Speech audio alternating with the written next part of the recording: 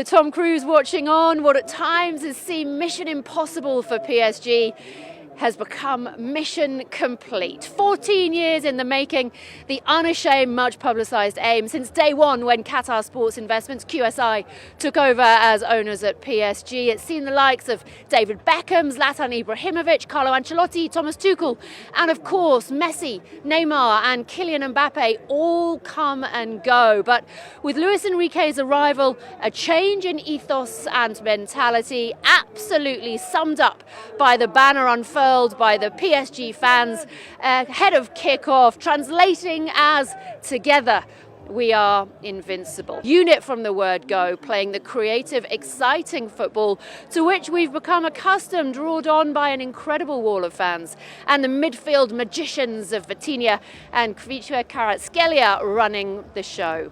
Achraf Hakimi's opening goal after 12 minutes almost seemed too easy. The Moroccan looking embarrassed to have scored such an important goal against his former club, and from there they couldn't be stopped. A 5-star performance, a deserved double for 19-year-old Desiree Doué after a season that has very much seen him announce himself to the world. He wasn't even a regular starter for his former club a season ago. Number 4 came from Kvaratskhelia, and a record-breaking 5th for 18-year-old Seni Meulu.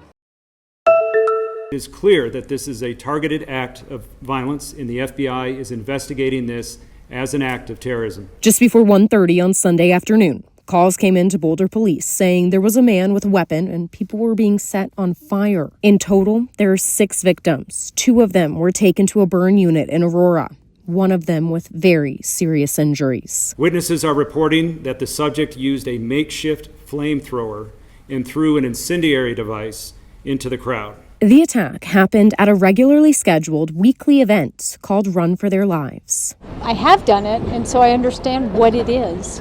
And people have been saying it's a protest or it's this and that, and it's really not. It's a very peaceful walk to bring awareness to the hostages that are still not home. The suspect was heard to yell "Free Palestine" during the attack. The suspect, who's now in custody, is 45-year-old Mohammed Solomon. People want to know who got hurt, who did this. Is there some other problem? Is there something else that might happen? And so everybody's on edge. While Boulder waits on answers. Any attempt to divide us through fear or harm has no place in Boulder, in Colorado, or anywhere in our nation. There's no denying it's a place that knows how to come together. All I know is Boulder has recovered before from acts of violence, and we will again recover.